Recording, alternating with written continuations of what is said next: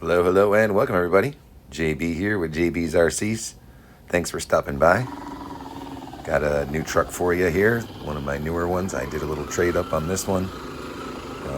More like a trade down, but I was helping a guy out. So anyways, this is the FMS FCX10. This is just a regular straight axle. I got it as a roller, so there was no electronics in it. Lights are all still hooked up, but I have it all hooked up to one channel. So they're either all on or all off. I didn't want the turn signals and all that kind of stuff, so I just have them all on or all off, which is cool. Cool with me. Also got the Hobbywing Fusion. It's the 1800 kV in there, the SE. As you can see here, plenty of wheel speed. If this thing had a little bit bigger tires, I think I would have made it to the top of this, probably no problem. But I also have the NSDRC RS450 servo in there, running 7.4 volts to that, so it's got plenty of turn power. And it needs it because this truck's pretty heavy to begin with, and because it's so top heavy, and it does have some of that scale stuff in there, it makes it real top heavy. I did change the wheels and tires, of course. These are real small, 393 size. They're the Jconcepts hunks, I think they're called. Similar to the TSL Bogger pattern, but a very shallow tread lug on it.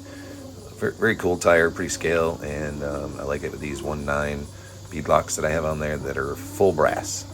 So that's why it's not tipping over, is because there's like 1,000 grams of brass. Those wheels are beadlock, full brass beadlock wheels.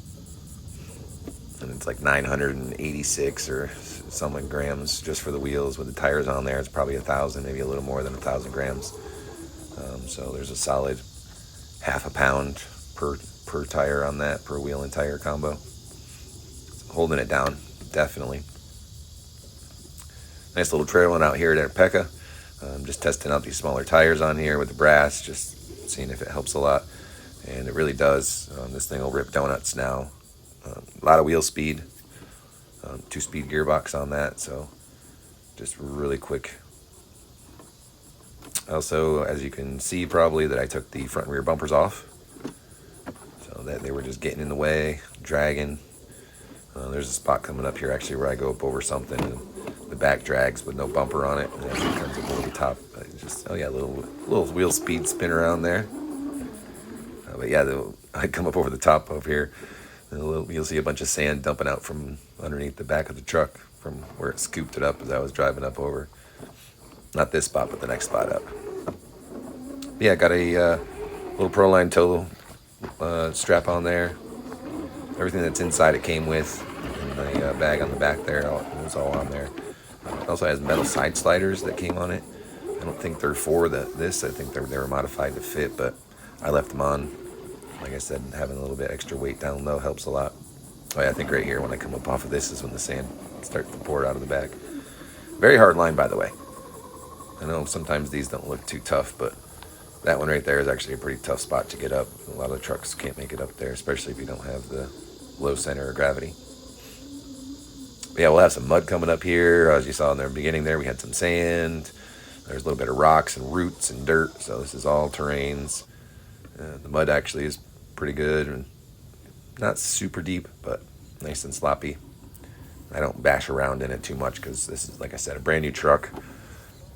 To me anyways. Supposedly the gentleman who gave it to me, he used it for one big event that he went to and did it all up, and then he took all his own electronics and wheels and tires and stuff off. Just had the chassis sitting around that we swapped. Yeah, 3S lipo, of course, Flysky RXTX as always, and yeah, that's about it. Mud should be coming up here shortly. Got this one little spot here I like. It runs up along the edge of the road, about 3 feet above, maybe 4 feet right here, but it goes down to about 3 feet. But it's a nice straight drop right on this side of the truck. There's a little fence that's built up on the backside there, so you kind of squeeze through this little tiny spot. There's a fence on your left and a big drop off on your right. And then yeah, there's the palm tree you got to squeeze around.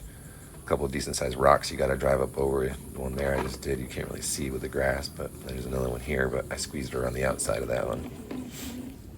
And then drop back down. the hole cut in the fence there, and drop back down over the edge. This is down where it's probably only a 2-foot drop down in.